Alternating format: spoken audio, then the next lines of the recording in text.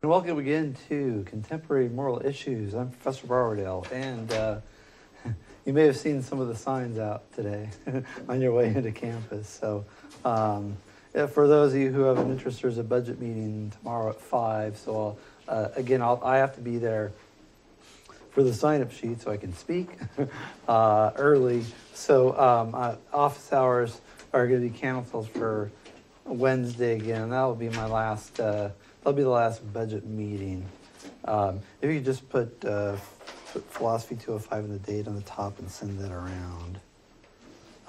So Wednesday will be the last time I have to cancel office hours because of the budget meeting, because this is the last of the 3 they're having. So then the board's going to try to make some decisions. So if you care about philosophy programs, you might show up there and hold a sign or something. There's only 20 minutes for public comment, so if you want to speak, you'll have to get there super early.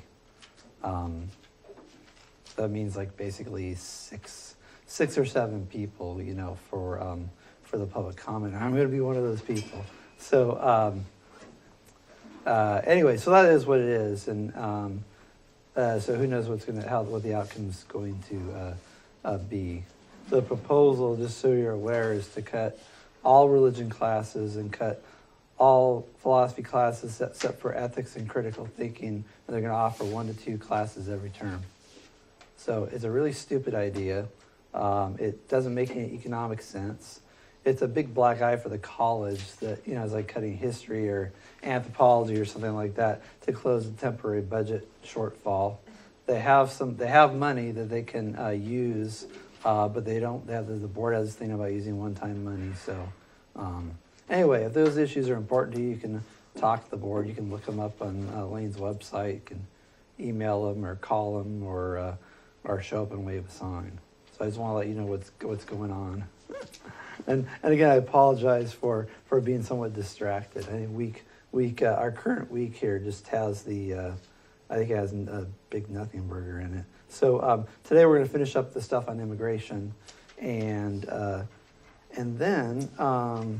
We're going to talk about animal rights. So I'll have some readings up this evening on animal rights. I have a little PowerPoint that I'm starting on today if we finish immigration early. Get the student view here. Also, just a reminder, the exam closes today, first midterm exam. And if you need extension, just ask, and I will grant one. I'm very generous before the deadline. After the deadline, I'm going to give you the 3rd degree. Where the heck is that thing? Oh, it's down here. That's what I'm looking for. So I can call up the readings. Again, I'll just say again, we're talking about some really difficult issues. And I really wanted to... just send it around. It can go around twice. I really want to applaud everyone for the courtesy and respect they've shown to their fellow students. I feel like this class has been exemplary in people talking logically and critically and analytically, but also respectfully about these issues of race and gender and sexual orientation. Again, they're kind of hot potato issues that we tackle in this class. So I'd like to congratulate everyone here in the physical classroom, and also people in the online sections for keeping the conversation at a high level. It's pretty rare these days. You go online, you get on the Facebook and the Twitter, and it's ugly out there. So I really appreciate that. And again, I'll just remind you, we're all humans here. Treat your fellow human being with respect. Try to have some empathy. What's the other thing? Try to look at things from an objective point of view. Step outside of your particular narrow circumstances and try to see it from the other person's point of view, or from, I think it's possible, an objective point of view. We all have inherent biases, so one of the ideas of philosophy, which I think is really useful, is this idea of the objective point of view. And this is really, I think, objectivity is at the heart of science. It's at the heart of our democracy. It's at the heart of legal institutions we have and principles of law like equality under the law, equal protection of laws. So it undergirds a lot, this idea of not just looking at your narrow experience, but trying to get a more objective picture of the world and what it looks like, and to make some rational decisions based on an objective view. And the contrary view, what is that? Well, it's bias, and that's where prejudice comes from, right? A person has a narrow experience with people of a certain race or a certain culture, and then prejudice is a character flaw, but it's also based on a lack of critical thinking skills, right? So they have one narrow experience, and then they say, oh, this bad thing happened to me, and here are the things that were there, and therefore I'm forming this overgeneralization about all the people who are like this person that I had this altercation with. And I'm going to impose all the negative attitudes I have towards this person on big classes of people. And that's a bad thing to do. And it's not only morally wrong, it's also logically and rationally absurd. So one of the things that I like to try to focus on in this class is having a more objective view of the world, and also when it comes to politics and political issues and these thorny social issues, and try to come to some consensus of things that make sense, or at least understand where the other person's coming from if you have an opposing point of view. Okay, let's talk about, let's see. So I just had one. I didn't do a part 2 in the reading because I thought this was plenty. We talked a lot of these. I want to make sure as people understand this criminal alien. So again, I'm not painting with a broad brush, and this article here isn't either. But when you look at statistics, and you think about, okay, we have these immigration laws. And maybe you think people are coming here for a better life, and their country, it sucks there, at least from an economic point of view. So they come here for a better life. And maybe you think, well, break a few laws to try to better yourself.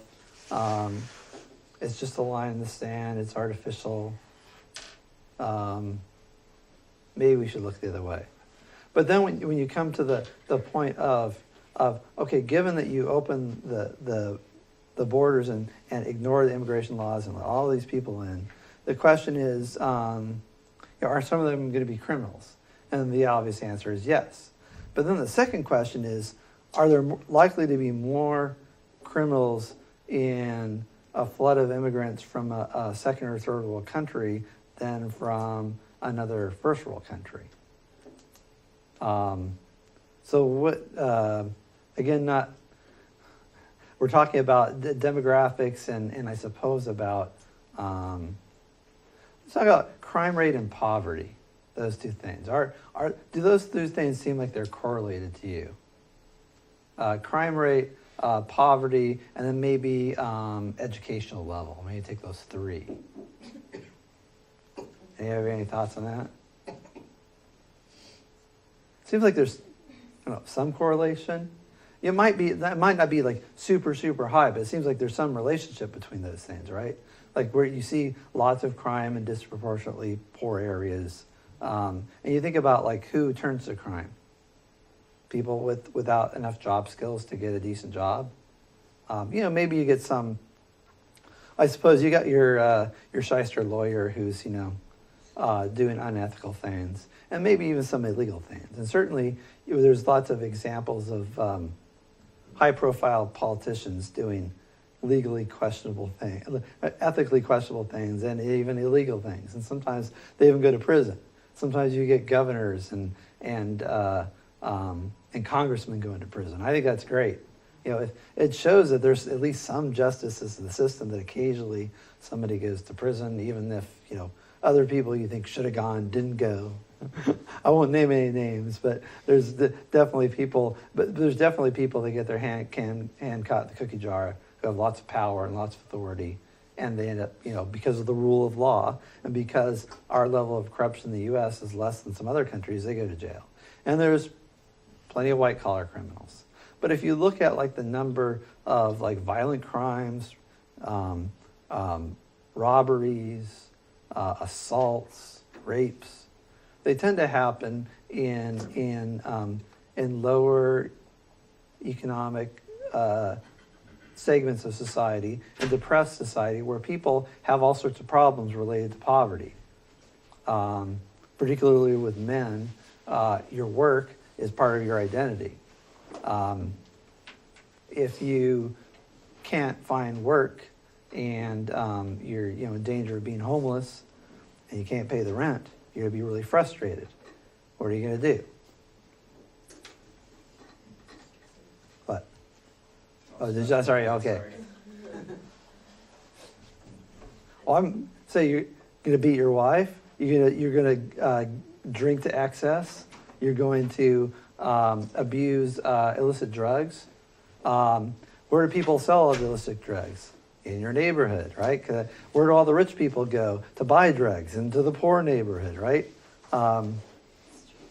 What about all the kids who are in school and the school sucks because there's no tax base, right? So the schools suck. What do? They drop out. What do they do when they drop out? They sell drugs. Maybe they even drop out in order to sell drugs because that seems like a lot better way to go than staying in school and getting some in the hopes of getting some trade or job and so all this whole confluence of things. If you're and now add to that, and not only poverty, you're an immigrant, you don't speak the language. If you do, you have a thick accent, you're not proficient, and you may not even be literate in your own language. And maybe you're coming here when you're a teenager. And there's a certain window where you can pick up fluency in a language and speak it as well as a native speaker. And it's sometime like after 12 years old. 5 or 6 is a really good time. So you add all those things plus prejudice, racism, right? All those things in the mix. And it's a lot harder for immigrants to get by. Now, certain immigrant groups do really well.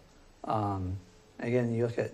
This doesn't mean that every individual is doing well. So Jews as a category do really well statistically from an economic point of view.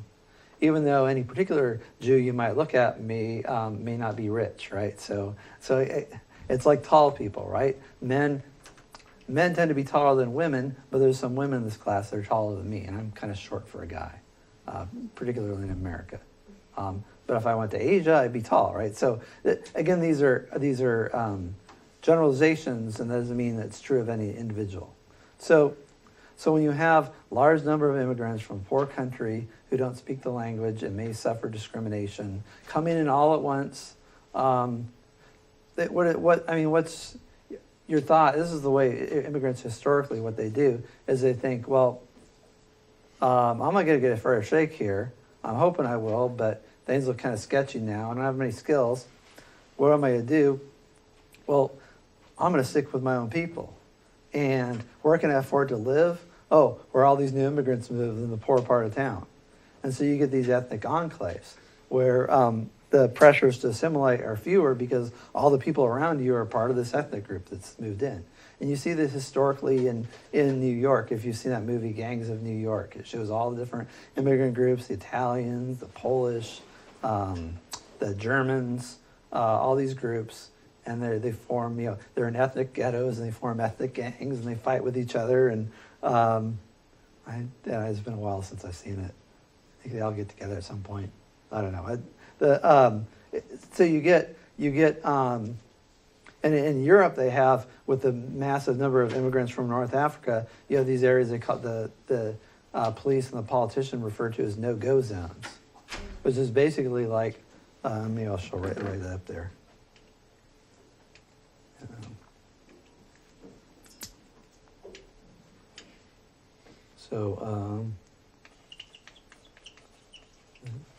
Ethnic ghettos.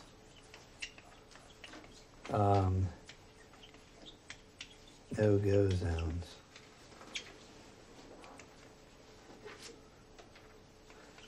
And so it's not particular to America that we have ethnic pockets. We have Chinatown in San Francisco, that there's little areas in where was I? I was in Santa Monica, driving down to the beach, and all of a sudden all the signs are in Korean.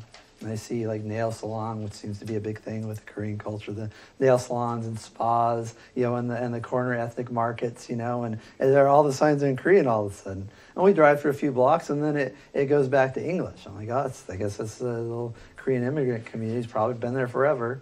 And so this is it's a tendency, right? You move to a foreign land, you're trying to fit in, but there's, first of all, is where you can afford to live. And then there's, networking and getting a job and solidarity. And so people tend to hang out with their group.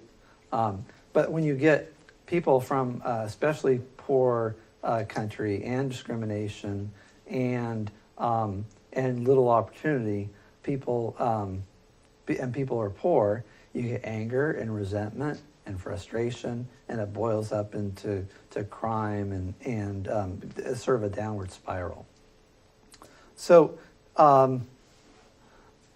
although we are a nation of immigrants, and people from all over come to America, and that's one of the great things about America, and certainly we have a richer culture by having people from all over with different ways of living, bringing their culture here. And they were doing a thing at with the international students.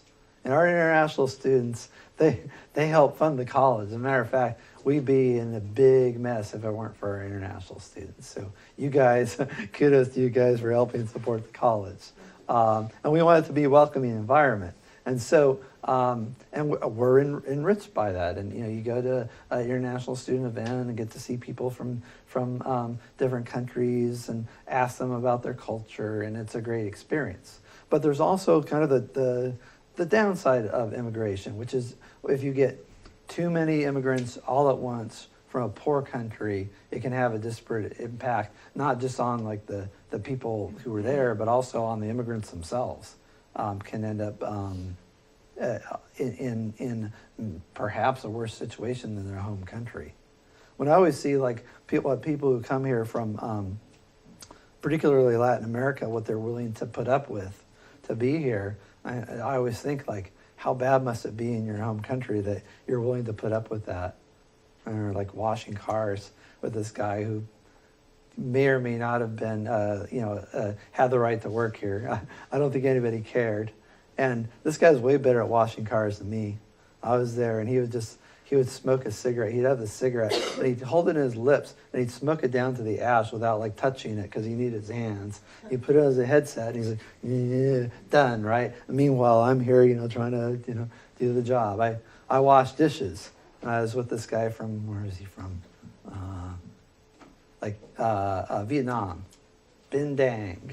And he was telling me how I can't wash the dishes like I'm at home. Put a little soap in there, rub, rinse, next dish, right? And he was really good, and I sucked. And so I think about all the immigrants that come here and all the hard work they do. And I did some of this, working my way through school, but, it wasn't as long. I didn't do it for years and years and years and years of, hard work. So, people are coming from economic situations that go from, difficult to desperate. And also refugees from war-torn countries. So it's important to keep all those things in mind. But then when you think about, question about how many is too many. Too many,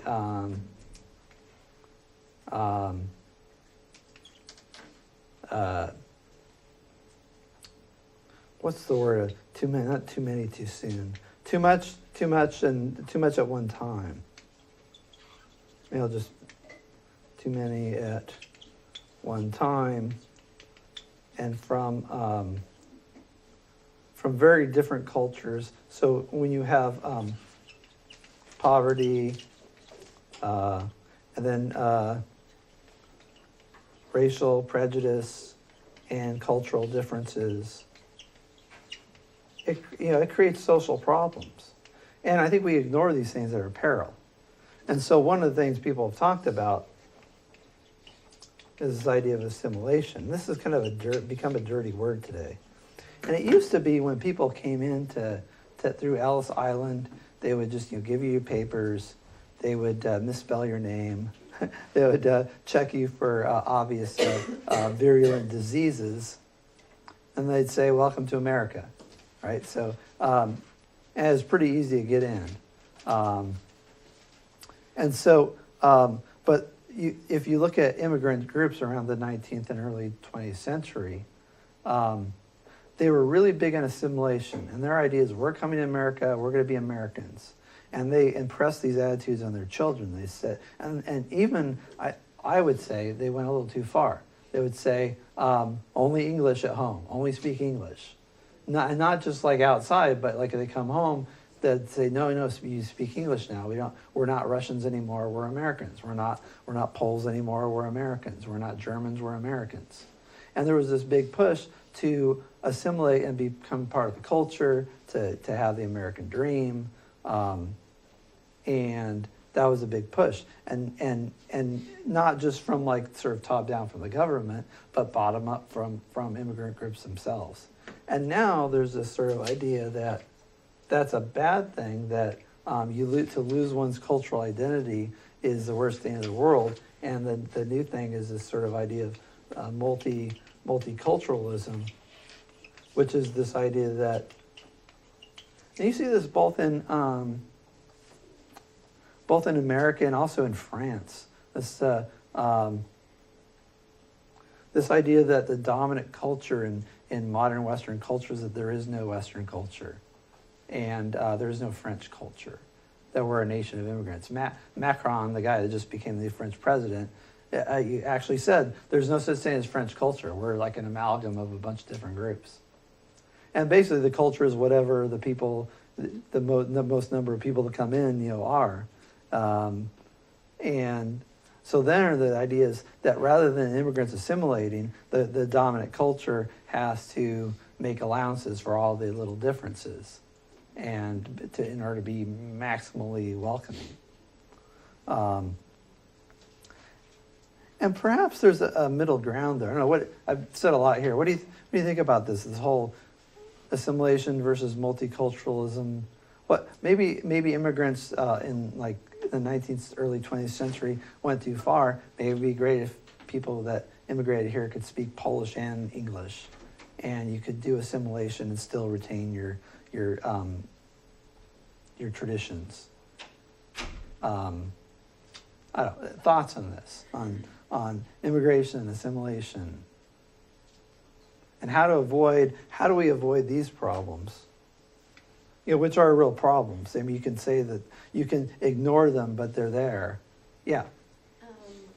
I think that these, ethnic grouping, and I honestly approve, or I think of assimilation as a good thing, because you have all this ethnic grouping, and to me it just kind of goes back to the diversity that we were dealing with, and the more you think about everybody as these individual groups, the more tensions you're going to cause. So if people come to the country and realize that when you come to America, now you're an American, and it's okay to hang on to your culture, but to blend into what we have and not group into ethnic groups, because I really think it just divides a country. If you want to have a melting pot, it needs to melt, not be little portions that are still precipitated out. And that's like the melting pot versus the salad bowl. Yes. Yeah. The idea of a salad bowl is that, let me get a little bit of this, a little bit of that, you kind of mix it around, and it's like really tasty because there's all these different flavors, and it's a better experience than just having some soup. But I don't know if that really, I'm not sure that, I mean, the metaphor comparison, obviously seems to favor the salad bowl as kind of like a way to kind of get people to reject the melting pot. Oops, melting pot. Sorry. Maybe there's an in between in these. or a person has an identity as America, they don't feel a sense of alienation, they feel like they're part of the country, and they're still able to hold on to their cultural traditions. Yeah. Yeah, I mean, maybe like assimilation can cause individuals to kind of feel more alienated, because then people will kind of look at other cultures as like the wrong way of doing things. If everyone just becomes Americanized or something like that, it could kind of take away from acceptance of other cultures and other ideals that come from other countries. Assimilation is a natural process. It's kind of interesting. You think about like this in the abstract. Like people tend to become like the people that are around. This is why it's always a good idea to choose your friends wisely, because who your peers are the biggest predictor of like the sort of person you're going to turn out with. So if you want to be a certain way, hang out with people that want to be that way too, or are aspiring or are already that way. But people tend to act like the people around them. And human beings are social animals, and so over time, assimilation just happens on its own, from generation to generation. But what happens when you have a big influx of immigrants to a certain area, a lot of them all at once, assimilation breaks down and doesn't happen. And then you end up with, and this is particularly a problem when you have very different views of immigrant groups about things like gender roles, or about even democracy, or freedom of religion. Now, what would you think about like if in Eugene all of a sudden we had a large number of immigrants from a culture that didn't accept equal rights for men and women, freedom of religion and democracy? Would that and that they all they got citizenship and were able to vote in local elections, state elections. Maybe I use over time, maybe nationally, think about what that would look like. Yeah. I just wanted to say that I feel that there should be a middle ground between the two of them, because, I mean, personal experience, I was born in India and I moved over, and so I know both of the cultures. I haven't really lost either one of them, so I know how it is to assimilate, and versus still remembering I can still speak the language, I can still go back. When I go there, nobody can tell that I've been outside of the country or ever lived outside of the country. At the same time, I know once I can get back here that, these are the people I know, and this is how things are, and there just has to be like, you can't have one or the other. There just has to be either you get them both and be like in the middle ground and know which time to use which one. Mm-hmm. Versus just saying, here, I'm just going to completely ignore one culture, and just not ever even look at it, I just don't think that's right, personally, but, you get the best of both worlds, really. Yeah. And you get to share that with people, and a lot of people don't know, and so it's like, I feel that it's exciting, because more people are willing to learn, because I have no accent. And nobody can tell whether Mm-hmm. A lot of people will tell me, they're like, oh, were you born in the States? And I'm like, nope. And they're like, what? Yeah. And so that's when it's kind of like they'll get more intrigued and they want to know more, and how did this come to be, and where are you from, and so I get to share a lot of things that a lot of people don't know about, so I feel like that middle ground that I had was really what made it the great experience to be here. Mm-hmm. And I think that's a good. I'm gonna write this down. This sort of idea of a middle ground. I probably mentioned my friend Mike. He's second generation. He came over here. He was pretty young, so he's bilingual. And probably a lot like you culturally, and he was fluent in Japanese. I'd hear him. He called his mom, who hardly spoke any English, and I think to this day, if she's still around, probably doesn't speak English.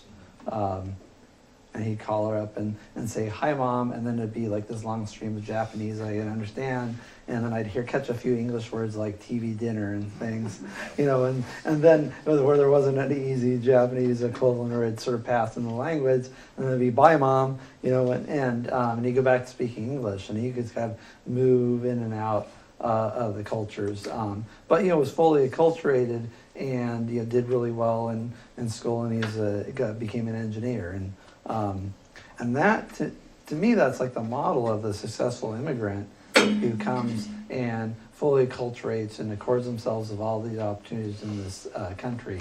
Now, and I'll say like certain cultures have certain advantages. Doesn't mean they're necessarily better or worse, but so like I'll say like many Asian cultures, there's a big focus on education and also on parental authority. And I mentioned this before, like my Asian classmates all had to come home and do their homework, and they were sort of kept under the thumb of their parents. Chinese and Japanese and some Vietnamese parents, they're all like that. And you look at the honor roll, and it'd be all these Asian students. This is like during the 70s, there was a big influx of Asian students into Sacramento, where I grew up, and so that meant there was a reason. There were cultural reasons why you had overachievement. There's also this idea that anybody who wasn't a part of a refugee program who can actually successfully immigrate to the United States from some far off land, they're going to be highly motivated to do well and for their children to do well. He had very his father and mother were both very educated, but you have people coming up here as say a farm laborer, right? And pretty soon you get tired of going back and forth, and you start to build up roots in the community. You think, well, hell, I'm going to stay here. I like it here. And then you kind of bring up your family and settle into a group, but then your kids have to learn English, and you're working a kind of a physical hard job, and so you look at that story, and then there's and some, I'd say that in Latin culture they tend to be more free with kids, and it's not better or worse. It's just I would say more autonomy can sometimes be a good thing. And having like really authoritarian parents that lay down a bunch of rules to you doesn't necessarily serve you well later in life when all of a sudden you're sort of cut loose. But so you have parents that because they're working so hard, there's nobody at home, right? So mom's working in a hotel, or maybe as a maid job, or maybe she's out there picking strawberries with dad, and the kids, there's nobody around, and so you get little supervision. And with all those other things we talked about, the poverty and living in a depressed area, and maybe racial prejudice along the list there, and you end up with high dropout rates amongst Hispanic students. And you look at the dropout rates, African American and Hispanic students very high, Asians very low. So there are cultural and social reasons for this. So like one of the questions I look at is like, well, how can we make the experience of like minority students or all immigrant students to be more like the successful ones from both say the Far East and the Near East, well from India and China, Japan, and Korea. How can we make that a more universal experience? And it seems to have to do with a lot of cultural attitudes and parental involvement and some other things that are really maybe tough to address, but it seems like you can make some headway there. Other thoughts on these cultural issues, I guess, cultural clashes, how we can make the world, how can we make the experience better for immigrant groups and help them become successful in our culture? or are there things that we're doing that are bad that are working against that, I guess? Yeah. I don't know, just like, I don't know if this is really gonna help, but it's just like, I just find it kind of interesting that we, I talk about how Mexicans are immigrating over here when like originally like this country was like, this was part of their country and stuff, like they lived here, they were the native people here. Mm-hmm. They spoke their native language, now they don't even speak their native language, they speak Spanish, which is from Europe and stuff, and now we're asking them to come here and assimilate to European culture by like illegally immigrating into the place that they used to own, and they used to speak a different language and live a whole different lifestyle. They're like, well, you can cross in here illegally if you assimilate to our culture and do all this stuff, and you're not allowed to go back to your hunter-gatherer ways. We made that totally impossible. We just totally fucked the land up. So it's just kind of like this. It's weird, you know. It's not just like this simple like, oh, how much do we ask them to assimilate to us? You know, Yeah. It's kind of like it's just bizarre and just really fucked up. I mean, there is a history, right? But it's tough when you have wars. So you had the Spaniards that came over to Latin America and like conquered the place, mixed with the people there. So the people in Latin America, they're part Portuguese. You get down to like around the Brazil, part Portuguese, part Spanish, part German. There's parts like you go to Chile. It's kind of interesting. You see, people are like basically half native, half German. And you see what do you call them, brew pubs all up and down the coast there. And it's like you see like like a busty frau holding like two big mugs of frothy beer and a sign in Spanish. So it's kind of it's an interesting culture, but cultures mix and match. So you have conquering groups and immigrant groups moving all around, and maybe this is something to be said for the anarchy again. I don't know, but if you accept this idea of national borders and you accept the legitimacy of the nation state, then you also have to accept that there are wars, that to the victor goes the spoils, and that there are treaties to end wars. And the treaties lay down certain conditions, and those conditions are, by the national government. And what does that mean? Well, it means, you got Native American reservations in the U.S., the native tribes that lost their wars against European settlers. You got people displaced in, Jews that basically had to retreat back to Israel and got driven out of every other place in the Middle East. You have people being displaced, Syrians, Christians in Syria and Iraq being driven from their homes because of the religious and ethnic conflicts there. So it's a common phenomenon, and the U.S. is no different.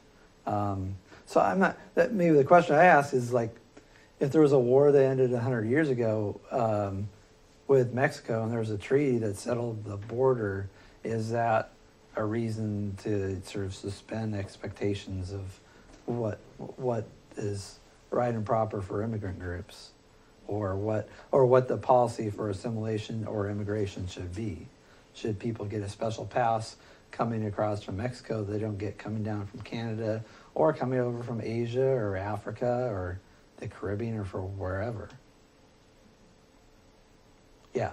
I just had a thought, like, is assimilation like a realistic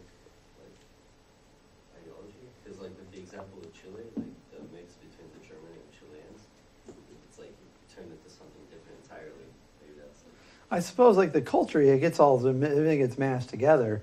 The dominant culture usually has like a more of a part of that. There, I guess it's sort of a mixture. You have this in even in Indian culture. You take like a Indian history thing, and you got like the Aryans coming down from the north, and they're mixing with the people in the south, and you can see like the fertility religion gets mixed in with this sort of the caste system and this warrior code, and you sort of see you can see like different parts of the culture and how they form this new synthesis of the new culture, and things like that happen too. So I guess the question is whether people retain the sort of hard cultural identity, and whether we should encourage that, or whether we should encourage people to think about themselves as being Americans first and whatever else second. Let me just take one more example. Like assimilation is a natural thing. Like I'm kind of a mongrel. People look at me, I think, people used to think I'm Jewish because of the beard. Now that the beard's smaller, I'm not sure. The biggest mix, I guess, apart from some European mixes is Armenian. So I remember my great-grandfather, Arsen Dirin, came over here in the 19th century and landed in the land of my ancestors, Fresno. And so from Armenia to Fresno, and brought all the kids with them. And I think they actually settled in, they came to New York first, and then they went around and went off to California, land of opportunity, and started a farm there, and they farmed grapes. And my great uncle Leo's foreman still farming grapes there in Kingsburg, which is a suburb of Fresno. And I remember my great aunt Mary called me up around election time and said, "You're going to vote for Duke Maingen, aren't you? He's one of our people. He's an Armenian, you know." And I'm like, "Aunt Mary, I'm not going to vote for a man just because he's Armenian. Like, you have to look at issues, you know." And so, but her idea, again, this is part of this kind of mentality of like, our people got to stick together. If Armenian's running for office, by God, you vote for the Armenian. Doesn't matter what his policies are. And that's, you know, this is a common thing. But see, over time, like, I'm, you know, a quarter Armenian, right? So several generations later, I don't really think about myself as an Armenian. There's some, I think a more recent immigrant wrote in our yearbook, he had some graphic, and I was editor of the English magazine, and it said, someone who forgets his Armenian heritage doesn't deserve to be remembered by the Armenians when he dies, was the translation. It was written in Armenian. There was an English translation. I'm like, I don't care whether the Armenians remember me when I die. I hope it's a long time from now. And it's like, it wasn't even my radar. It just seems so weird. But I know that's my heritage, but it's not really a big thing for me. I think this happens when you go down, you know, I'm part English and part German and part French. You get people that mix enough with a larger culture, and they get their sort of ethnic and cultural identity diluted enough, and they just think about themselves as just with a national identity, and the sort of ethnic and cultural stuff is kind of in the background. You know, maybe somebody would wear like a "Kiss Me, I'm Irish" T-shirt or something, right? But that's like the extent of it for your European and Eastern European immigrants. Let's see. Come back. So this is. I'm gonna get you thinking about some of the cultural issues. I know we came with a lot of solutions. At least I think this middle ground. Sometimes this is. I'll say often the middle ground is like the worst of both worlds. Healthcare is a good example of that, in my opinion.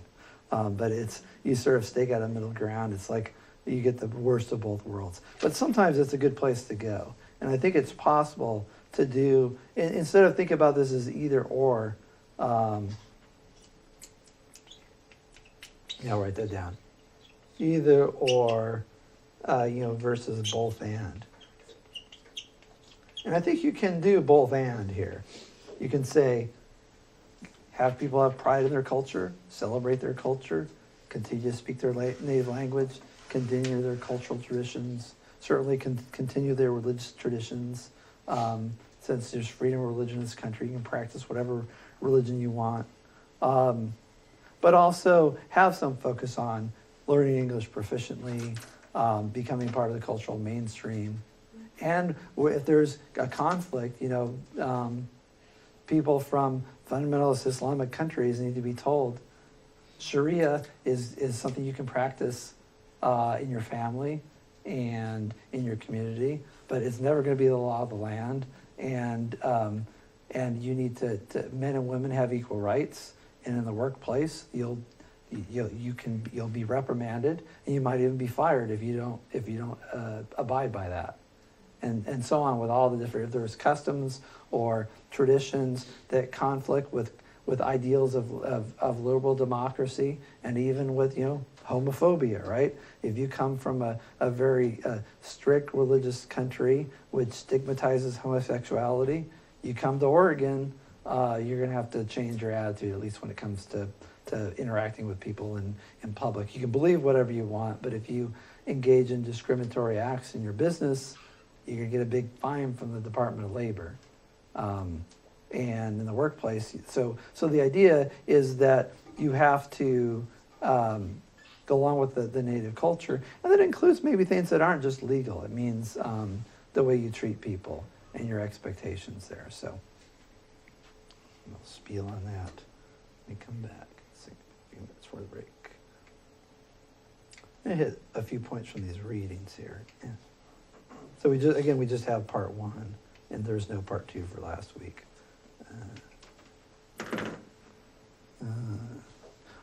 I started this whole thing on criminal aliens. So there is one sort of an idea to come to consensus about like enforcing immigration laws.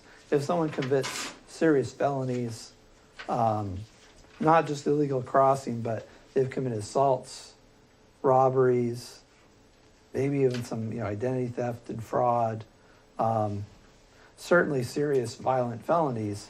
Those people, after they've done their crime, you don't cut them loose as an illegal alien. You send them back to their home country to have them deal with them, and you tell the prisons and the jails that as soon as this person's sentence is done, and maybe you even have them do their sentence in their home country, they have no right to be here and they should be deported.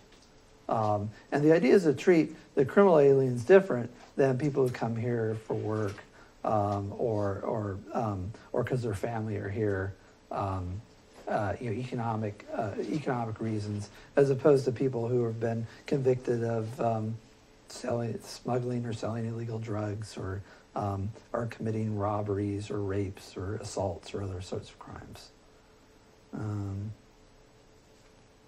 See, this article talks about, so let's maybe talk about the economic issues here.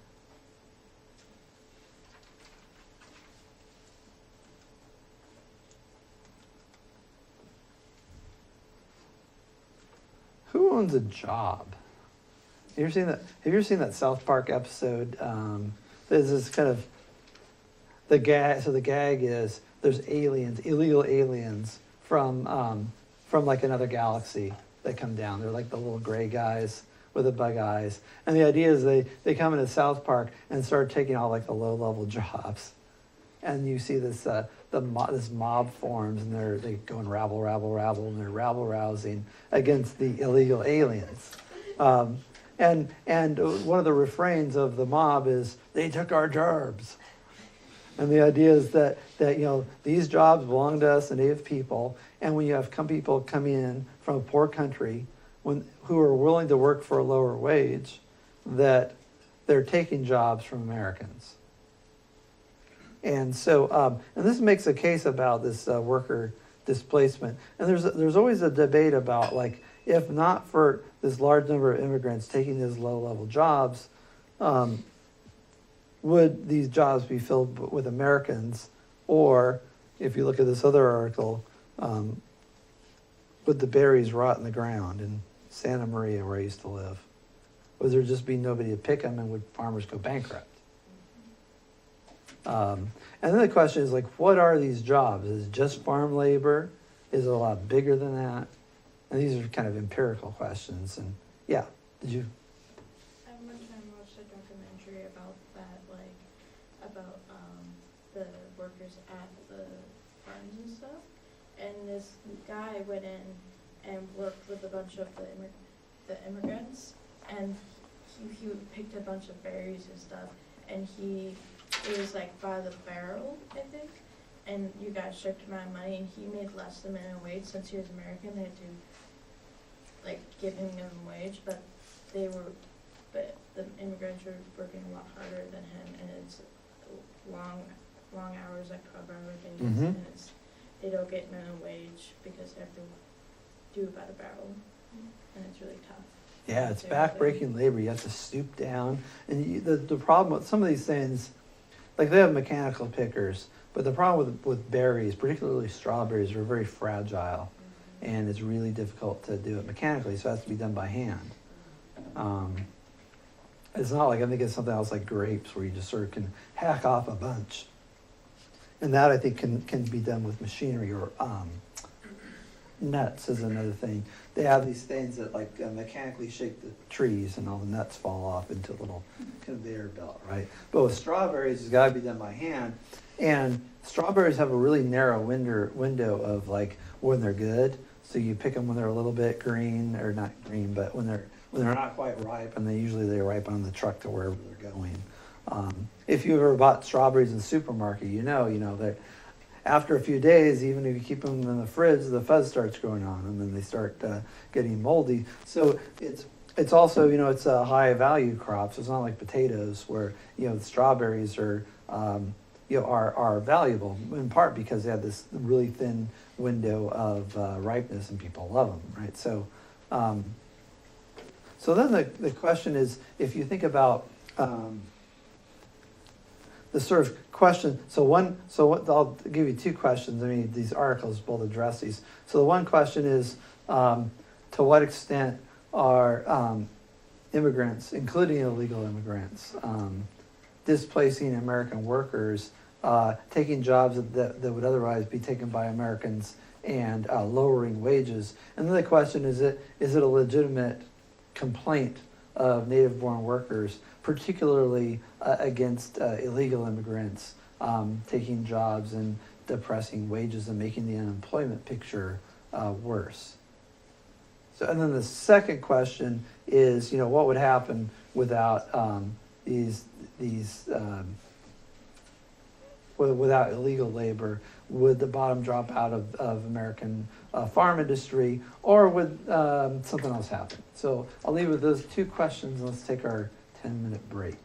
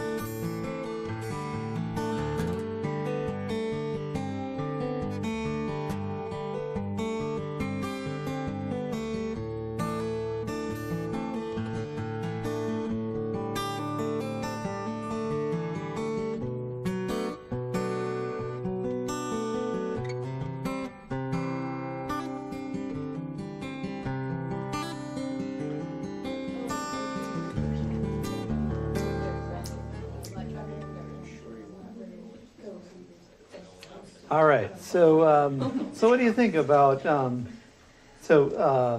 illegal labor, and maybe, let's just stick with that for now. Illegal labor, in the farm industry, what would be the result if it just sort of was cut, the wall shows up, it materializes, yeah. I feel like the price of our produce would go up. If you have to pay someone more to harvest the produce, you're going to make that product more expensive. And produce itself is already quite expensive. It's hard to afford it, at least for a student. It's very hard for me to afford produce. And I can imagine if, that price went up, or if they had to pay more, then the prices would go up. And personally, I wouldn't want to work those jobs. And that's where I sit. So if there are people to work those jobs, I'm okay with it. Here's a question, how much would it go up? Like, would it go up? So here's a statistic. Labor is about 12% for these jobs as far as the cost of harvesting, because you have, the seed, the fertilizer, the plowing, the gas for the tractors, all kinds of stuff. Warehousing, trucking, distribution costs, it's all adds up, and labor is a small part of that. So if it's, say, 12 cents on the dollar, you might double that, right? So the question is, how much would you have to pay people that weren't illegal immigrants to do this work? Well, you could double it, it'd be 12 cents a pound. You might even triple it, it'd be a quarter a pound. Now that would be an increase, right? But it wouldn't cost you 5 times what it cost you. Yeah. I'm gonna have to kind of disagree with you on that point, because it's like even the crop we're talking about, just strawberries, which is like something that's not necessarily a food crop that's really high in protein or things that keep us alive. It's kind of like a luxury to be able to have it year round, and that we have to cut farm costs down super low, pay these people like barely anything living wage so our food can be cheaper. Like, I think that's kind of ridiculous. We even look at seeing all around in our food system, like even with the McDonald's French fries. I was watching a thing on that the other day of how they, like the long fries that come with the russet potatoes, they genetically engineer these big old potatoes that require a lot of like pesticides and all kinds of labor and all kinds of chemicals that go in the ground just because we like long French fries and we want them to be dirt cheap. And it's kind of like our food system isn't necessarily like, oh, the corporations are out to make sure that we have the most affordable food that's best for us and what's good for us. It's like, no, they're not genetically modifying things so that we have like cheaper food. They're doing it so that they can increase corporate profits. And they throw out a ton of produce too. Like you said, in 3 days, the strawberries get moldy and they get fuzz all over them. It's like, so we're not growing these because it's the most economically viable in the way that we're best going to like feed ourselves and get the most nutrition. Well, it seems like it's more like the whole GMO crops is a whole nother thing, but there's ways that there's modern agriculture is more efficient, and you need to use less land to produce more food. You can actually, with genetically modified crops, one of the pluses of them is you can use less pesticide. But maybe it's not good to get into that. If you look at so corporations want to make a lot of money. Yeah. So one of the ways they make a lot of money is by breaking U.S. law, hiring cheaper foreign workers, instead of Americans that they have to pay a decent wage to. And they rely on the fact that this labor is illegal, that there's people from third world countries who are being, or second world countries that are being exploited, who are being drawn here for the jobs, and then sometimes go back to their home country and sometimes stay. And so they capitalize on the profits and socialize the costs, because the social welfare costs of all these poor people who are not being paid a living wage fall on all of us. And particularly, later on when you become a taxpayer, you'll see, why are my taxes so high? Well, it's because there's some illegal immigrants and they have kids in school and they need special language instruction, and even if they didn't, it would still be 10 or 12 grand for each kid they have, right? So that's something, and they might even be getting, if they file taxes, they might be getting money back.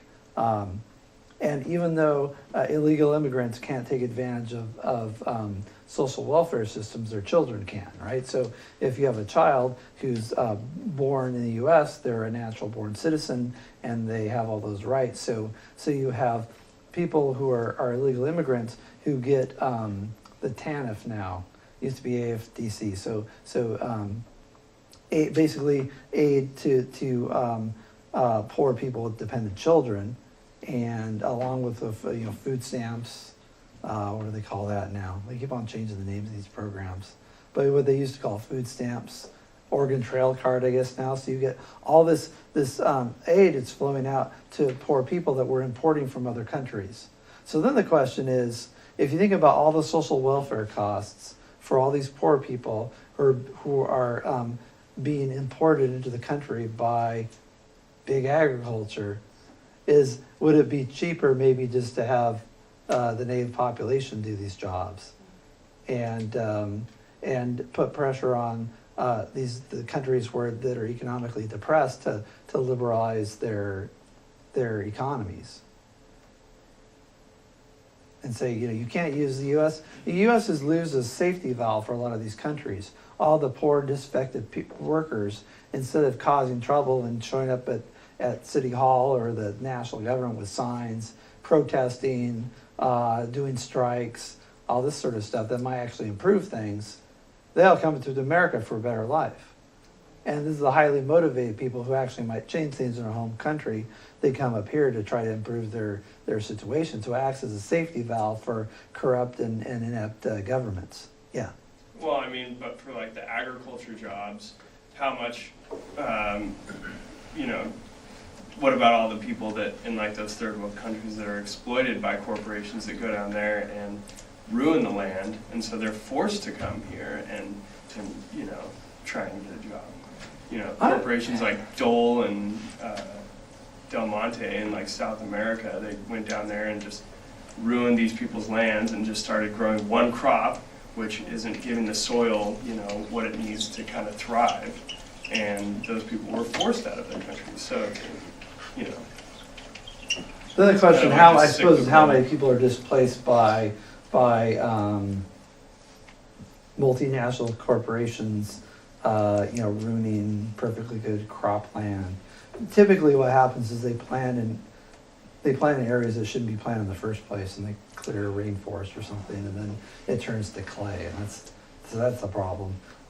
It may be that they overburden the land, I suppose, but the question is that the cause of the influx of immigrants? I would think that might be a factor, but it's not as if all of South America is turned into a desert, or certainly Mexico. Mexico still has wonderful cropland. They're an oil-rich country. They have lots and lots of natural resources.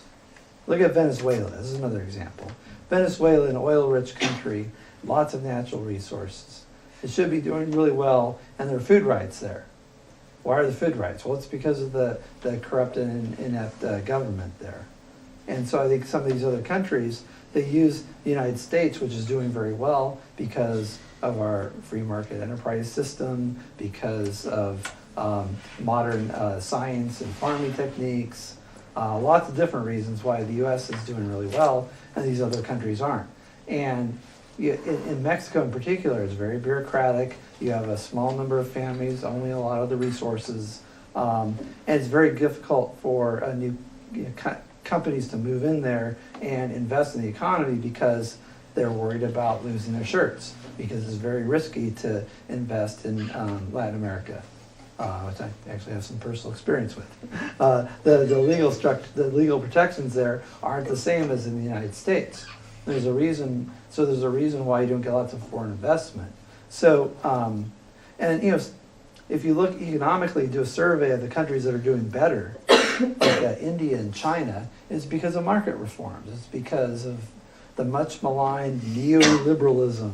This is usually the poli-sci word for like a little more free markets and a little less socialism, right? It's a mixed economy, but a little more towards the free market side. You look at Chile, you look at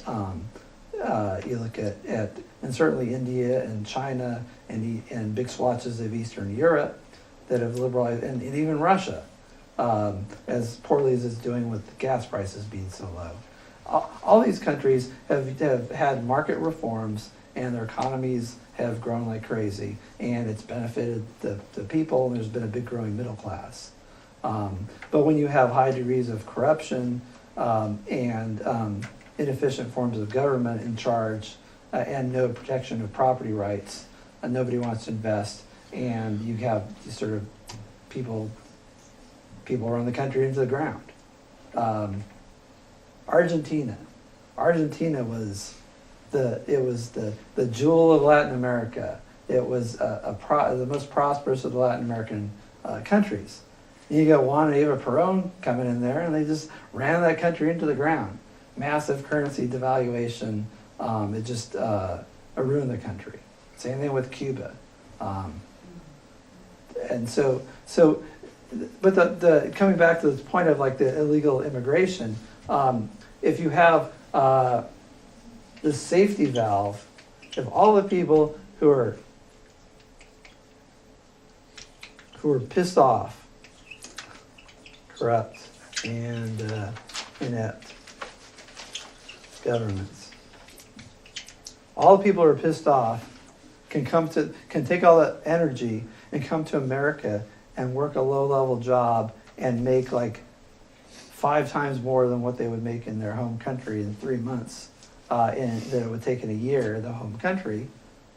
And then even better, they're like sending checks back home while they continue to work up here, and that's money flowing to your economy.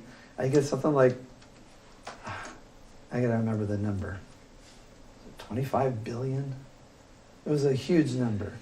It was one of the Trump's plans of building the wall was like taxing these things. They're called remittances. So basically, you get some guy working a farm labor job illegally in California or maybe Texas or some place, some border state, and then he sends big, like maybe the majority of his paycheck home to help support his family in Mexico or some Central America, or even South America. And that's money that doesn't go into the local economy here in the U.S. It goes straight back to the countries having all the economic problems and sort of helping keep it afloat. So you think about, I have a family member who's got an alcohol problem.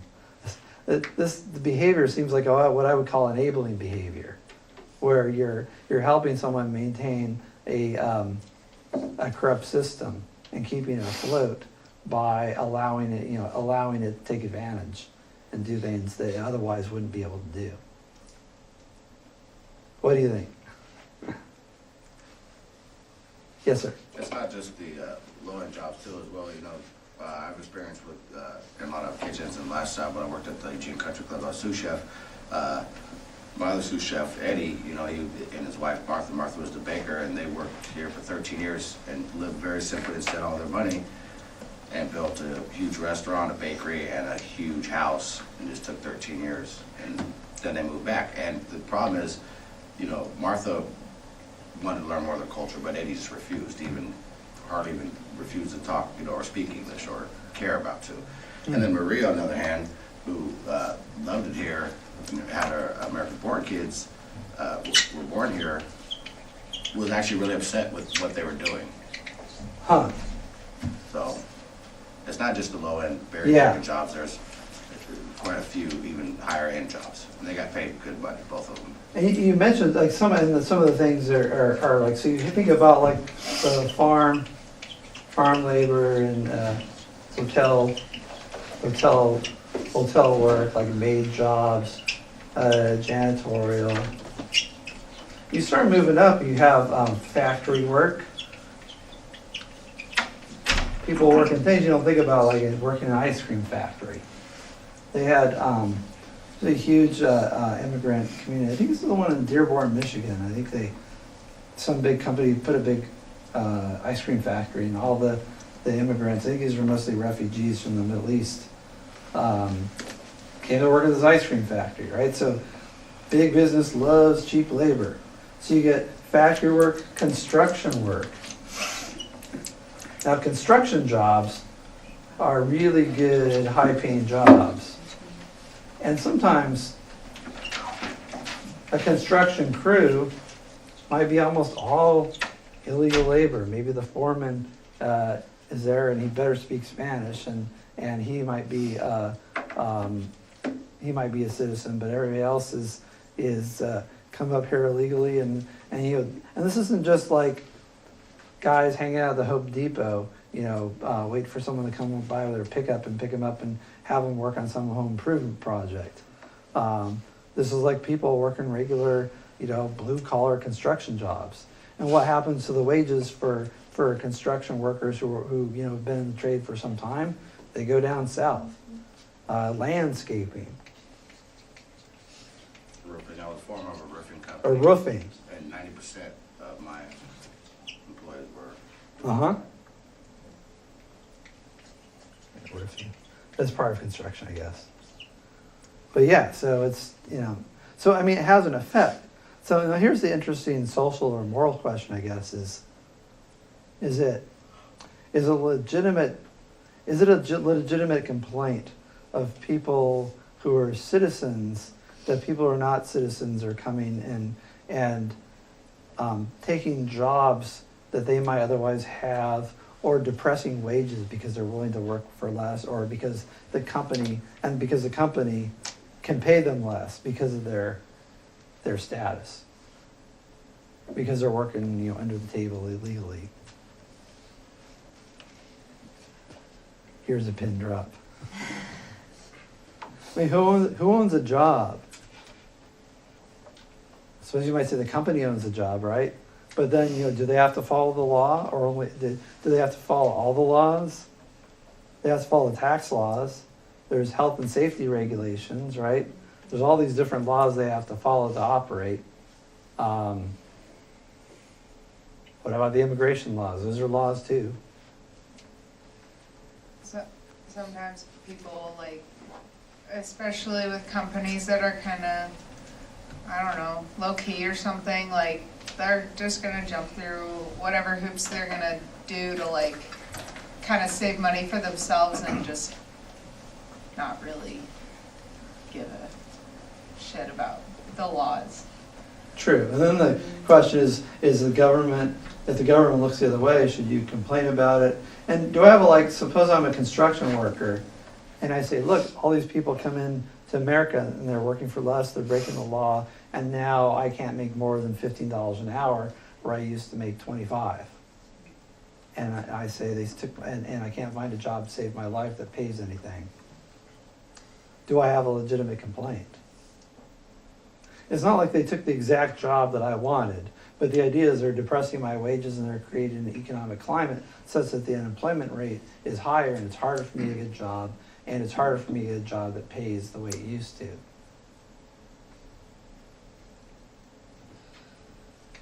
And is it because, who owns the job? Is it, if I say I'm an American, and so America has jobs for Americans, and they should come first? Or is that jingoistic, nationalistic, and evil? Personally, I would just say you wouldn't have to be an American, maybe trying to be an American or striving to be and want to be in this country. But if you're just using it on the basis of not caring about this country and taking it back to your home country, then that's where I find the problem in it. Hmm. So it's the people that work here and send all the money home is more, and that, it has a real effect too, right? So but then what about like the job market itself? Now Oregon, I guess, is doing better, even though wages are low. The employment number is fairly low too. But a lot of these are like service jobs and not like salaried, high paying jobs with benefits. Yeah, aren't they like, oh, sorry, never mind. So I'll get you next, go I ahead. was just thinking we were a bunch of spoiled brats, but, my cousin, or my nephew, he works out of the country, and his wife lives in California, and all the money he makes from that company overseas, he sends back to her. So, what's good for one is, I don't see the problem with it. I could see your reasoning, but I just, it seems like what's good for the goose is good for the gander, you know what I mean? And I think more, so you might say, labor, you might say it's my money, I can do whatever I want. Yeah. And who needs it more? Like, like my family that needs to eat back in Mexico, they need the money more than like some, if some American find a job, he can, collect unemployment for a while and go on welfare. He can, and the question is like, he's going to find some kind of job, right? He might have to move out of his house into a crappy apartment. He can get a job at a gas station, at the subway, right? There's probably something that he can do. He can probably find a job if he really tried. Maybe he'll get a job picking strawberries, right? The American can always find some job. It might not just be the job he wants. And isn't this like, sort of, how does this treat like the immigrant in his poor family in his home country, who's just barely getting by? And this is the idea. You might make the argument that there's a differential between the very poor group of people and sort of rich people and overall speaking, right? First world versus second and third world countries, and that one way to kind of even out the playing field is allowing people to spend their money where they want. If they want to send it home, that should be their right. Did you have a point? Yeah, I have a question. So if, like sending money to other countries, where does the money end up? Does it stimulate the global economy, or does it just stay in that country? Yeah, if there's trade between Mexico and the U.S., it goes in the global economy, but it doesn't pass through the American economy. So like, if I'm working a job, suppose I'm a farm laborer and my wife's a hotel maid, and I'm from Mexico and I've got extended family back there who are just eking out a living. And so I take some of my money and I send it back home. So that money, and let's say I have like 2 kids in school, right? So those 2 kids in school are costing like the social welfare program like $20,000 a year. And even if I don't collect any other social welfare money, that's money that's coming out of the local economy. Now let's say I send $20,000 a year home, right? I suppose that there might be some social security tax taken out of there, right? But if I'm working under the table, if I'm an illegal immigrant, it's probably not being taxed at a state level. I'm probably not paying local property taxes. So all that money is going straight out of so I'm earning the money, say in California, but the money's being spent in Mexico. Now maybe you might say in our global economy it all sort of washes around, but that's money that the tax base and local community in California is not getting, state, local, and federal. And even though they might scoop up a little bit of it, most of it's going and being spent on products and services in Mexico. And so that's going to hurt the U.S. economy, especially if it's $24 billion. I mean, that's a big chunk of change. Yeah. Just a quick question. How is the money being sent over Western Union? Western Union, Western Union. yeah, pretty much. So, they do charge like a fees or something. A small- So like one of the ideas that Trump had was like you just tack on a fee that's big enough. It's big enough to make a difference, but small enough that people aren't going to put a lot of time and energy into evading it. And you basically put a transaction fee on all those remittances, and make, Western Union into a tax collector, and you're gonna get enough money for the wall. One of his ideas. Let's see, yeah. Yeah, I mean, I guess it kind of ties back to what I was talking about earlier about how it was kind of used to be their country at one point too, and then also just kind of like a thing where it's like it's almost like a nationalistic way to saying like I was born here in like Texas, therefore I deserve a Texas job and stuff, and it's like, or what if you were like born white? I feel like I'm entitled to this because I was born here, or I was born this color, or I was born this ethnicity or this culture, so I'm entitled to these things. These people of this other culture are not entitled to these things that I was told I like deserve. Well, I think it's more of a national thing. Like, so, are we gonna give New York back to the British? I mean, you think about this a couple hundred years ago, 100 years, 200 years, what's the big difference, right? But yeah, who am I to say that someone who's 1776, like trying to do the best for 1895? their family too can't like come over here and try to get a job, and it's like the corporations who are hiring them, not like, it's not like myself. Well, for me, that's the only problem I have. They don't it's not like the culture or embrace the culture or just like don't like hate the people, hate our ideas, hate everything about it. You know what I'm saying? And just want to be, in their country, but are exploiting this one for personal gain. I just don't see it right to be right. And I understand what you're saying about how the Rio Grande and Texas and everything used to be. But how much personal gain is it working like a poor farming job just to send a little bit back home to your family though? I mean, to me that just doesn't seem like it's like a huge exploitation, especially when they're saying like so many of these jobs like white people aren't actually working or Americans aren't actually working. They would. They could take a bus down to the Mission and fill it up to go pick berries every other day. And that's one idea people had. They said, look, let's cut these social welfare programs and stop handing out wads of cash to people. And I know, like in California, I know people, they in order to get state support, or from the county, I guess it was, you had to go out and pick apples. They'd take you have to show up at early in the morning, they'd take you out, you pick apples, you get an hour lunch break, you pick some more apples, and then you'd have to, I'm not sure how often you had to show up, but basically the local farmers would get free labor out of it, and you had to do something to earn it. And now they just give you like a debit card to swipe, and you don't have to work or do anything for it. And the idea is that if you cut down social welfare benefits, able-bodied people would work and take those jobs. The other thing you could do, instead of thinking of it as part of like a substitute for welfare, is just ask yourself like, okay, well maybe somebody's not going to do that for $10 an hour. What about $20 an hour? What if you had to work a half day and you got you got $20 an hour? What if so maybe people aren't going to work 12-hour days, but maybe they'll work 8-hour days with a nice break in between and like some portable shade or something like that, right? So you get improved working conditions for people working strawberries. Price might come up a little bit, but in between those two things, you get like a meeting of higher wages, better working conditions for people working in America that's up to standards of other jobs that we say, at least, that people should earn a living wage, that people should have working conditions which are humane. But then we look the other way and allow people to evade all those laws that are supposed to be for the welfare of the worker and not allow them to be exploited by big companies. But illegal immigration allows big companies to do just that. You have your hand up? What you were talking about welfare, about people who exploit. Do you say people exploited the welfare? Oh, sorry, a little bit louder. I can't. Sorry.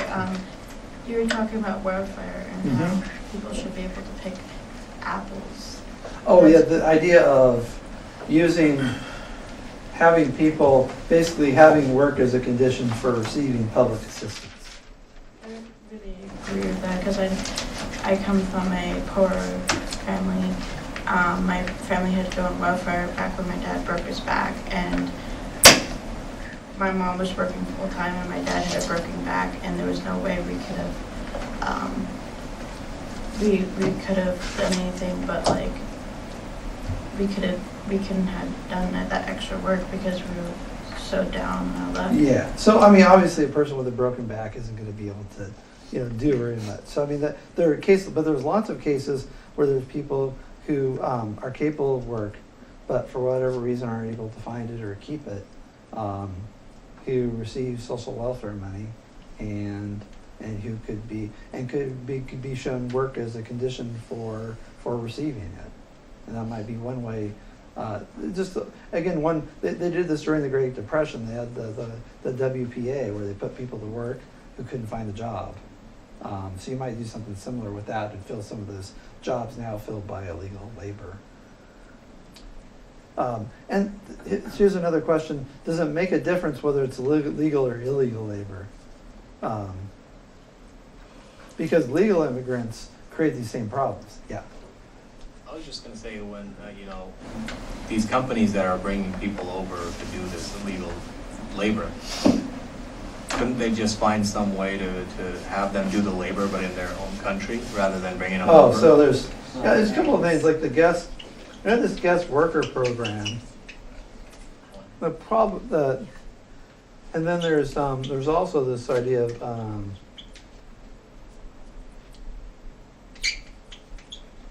free trade and free movement of labor should sort of go hand in hand.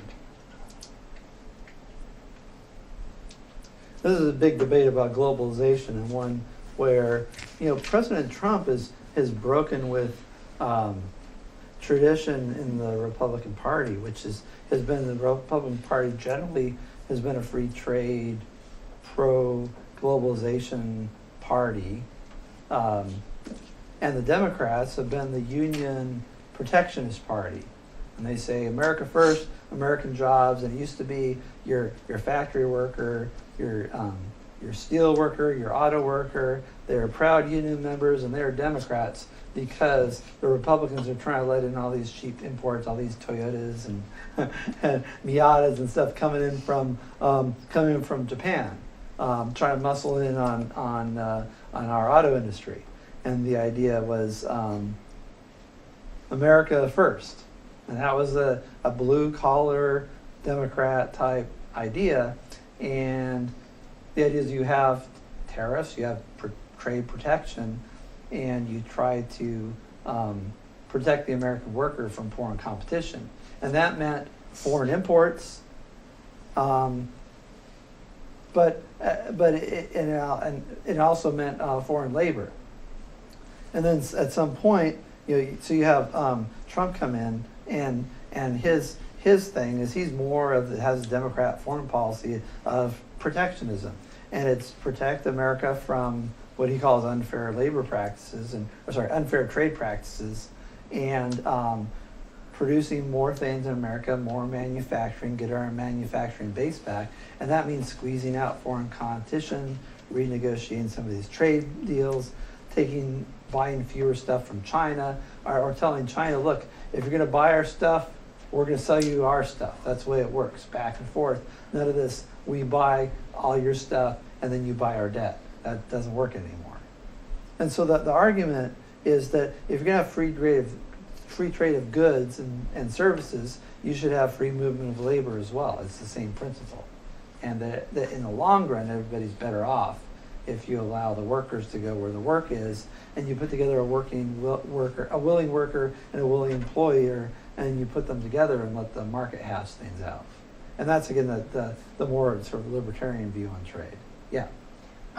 When I was working for UPS, because I used to be a package handler and then drive with the drivers during the day. So we delivered like a good 30 computers to this one place, and it was like run by, I think, like some people from China or Japan, I'm not sure. But anyway, they had like all of these things from Walmart because apparently it's a lot cheaper here than there. Mm-hmm. And then they sell it in China from the United States. Like basically they were just working with it in the black market. Huh. And I was just like, what? This is crazy. Like they had a whole storage of just like so much stuff, and they're shipping it over to China. It's crazy. Yeah, people take advantage of things, try to find little, holes where they can do something and bypass processes. People will bring over, I think, American cars clandestinely and sell them for exorbitant sums in other countries where they have, and I'll say like lots of other countries, their tax base comes from import duties. And sometimes it's 15, sometimes 20% on certain goods, particularly things like American automobiles. And why is that there? Well, it's to try to force people to buy something locally to stimulate the local economy. And it seems like there's this conflict between people that say buy local. Sometimes you see signs in local stores, right? Say buy local, and this idea that you should buy local produce, you should support your local independent stores, and globalization is screwing everybody over. And then there's this other idea that the more trade and the more movement of goods and people, the better it all work out in the long run, and it's mutually beneficial. So ideas on those two ideas, what do you think about that? Yeah. I mean, I think the latter idea is kind of funny because it goes on with the principle that capitalism within itself is inherently like a good moral force. And I'm not saying like it's an evil force by any means, but it like goes under that assumption that the marketing schemes of capitalism like will inevitably end up like doing something positive. But it's like when we look at things, it does not look that way. Like the less regulation we see, the more exploitation seems to happen. And it's just like the thing is like the more you take the resource, and the less of a finite resource there is, the more valuable it becomes, and then the more that it's going to be extracted because the more value that's put on it until there's nothing left. So it's just like kind of going off those principles is not necessarily, I don't see as leading to a good thing. I'm like more into like. How does that work with like the oil industry, for example? Like I see like the exact opposite with the oil industry. I see like U.S. domestic production's gone way up. There's more oil than ever. People were talking about peak oil since the 70s and making all these claims that are going to run out of oil. And now oil is still, I think last time I looked, it was around $50 a barrel, which is near historical lows. Countries like Venezuela are having food riots because they can't get any money for their oil. Russia is in an economic mess because their country relies on oil. Mexico's having problems because of the drop in the oil price. So a part of that's due to American production. There's not going to be another energy crisis like in the 70s because OPEC can't have a controlling cartel and jack up the price and put the hurt to the U.S. because we have a big domestic supply now, and the supply everywhere is bigger, and that's it's due to globalization. So you look at, we'll have a whole thing on this I guess later on. Talk about. I think capitalism isn't really a system at all. It's the lack of a system. It's letting goods and services and people move freely, and letting employers and workers make decisions, and consumers.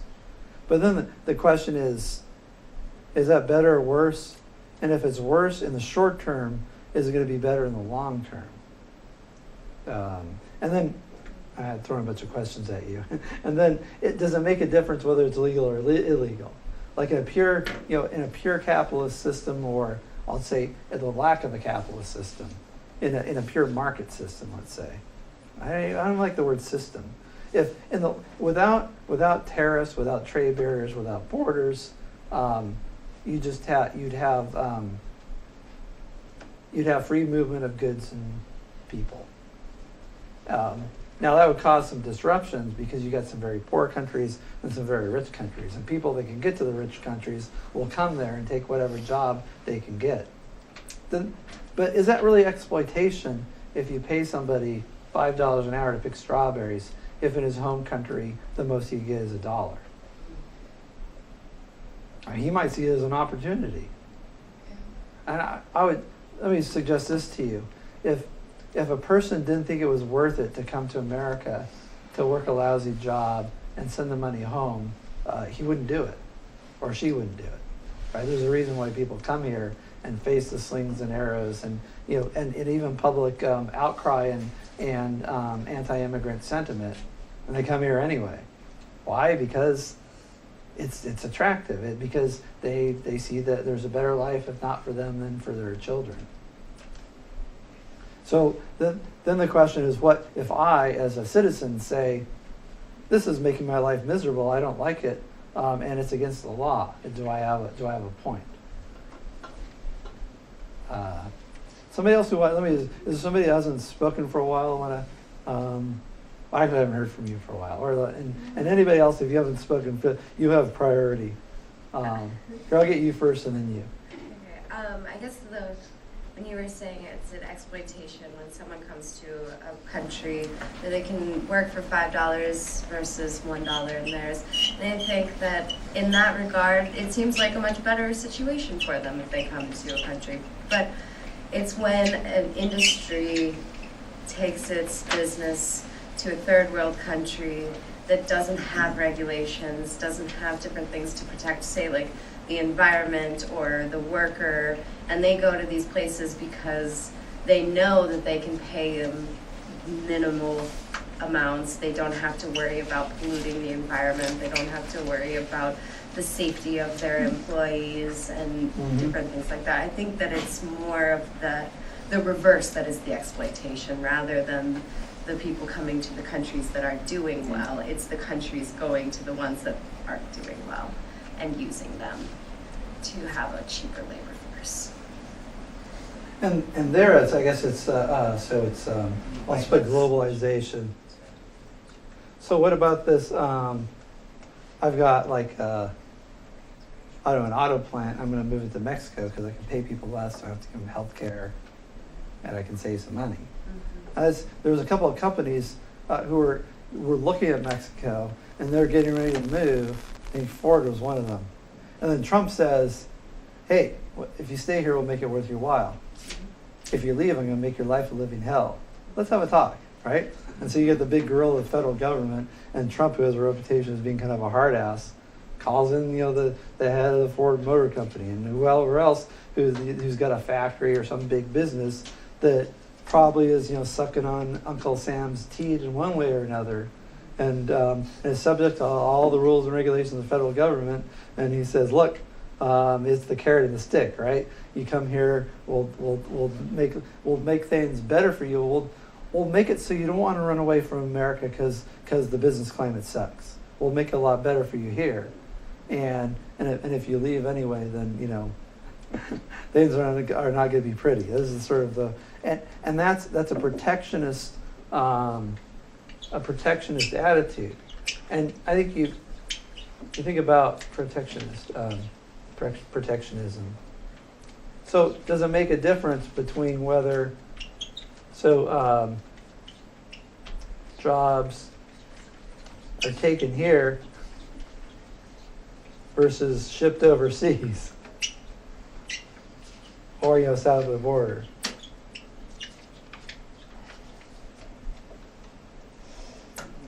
So I think you make a good point. You get two things happening. It seems like they're both a similar thing. I think it's true that the other laws, the laws are in environmental laws and health and safety laws aren't as good in other countries, and it makes it cheaper to work there.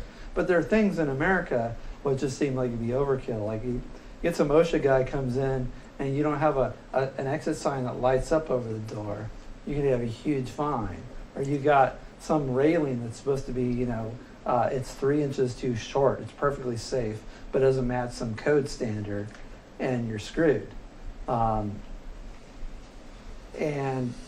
are lots of little things, accounting requirements, things which make it really hard to do business in the U.S., apart from the huge corporate tax rate, which is higher than most other industrialized countries.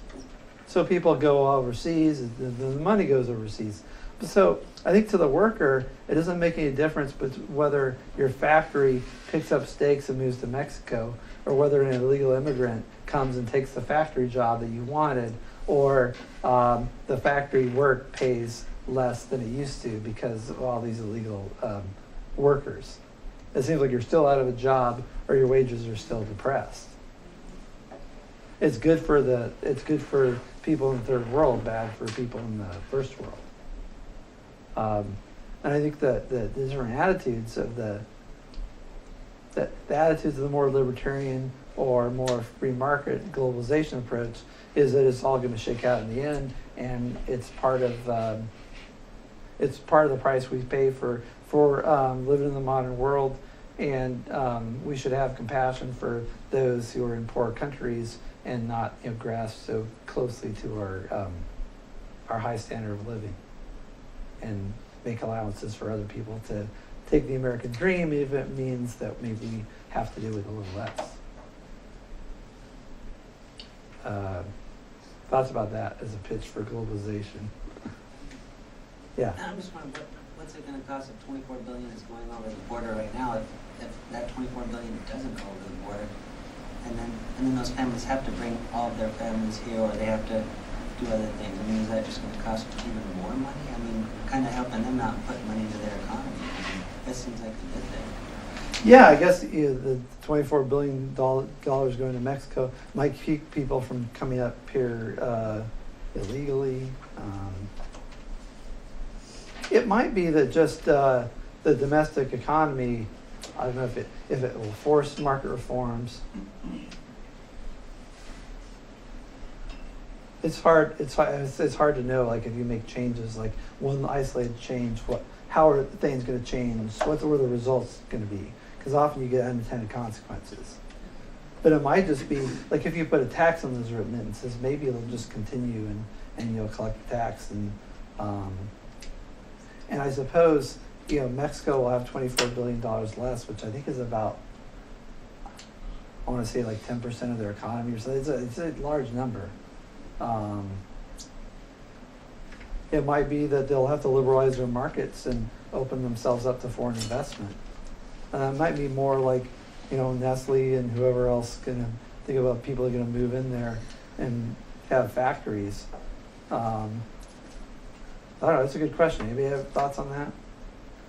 What would be the effect on Mexico without illegal workers there? They'd have more people there. People are a natural resource. To me, the big question is, why is Mexico, a land rich in natural resources and oil, doing so poorly compared to the United States? And then how can it improve things? And whatever the United States can do to improve things, will be a positive step for both of us, because we'll have a good trading partner, and we won't have this sort of disparity in income, and it's going to take the pressure off of people wanting to immigrate, because people do it primarily for economic reasons. Yeah. Yeah, I think the drug war has a big part to do with that. It's making a big toll on that sector, and on everywhere involved, I guess. Yep.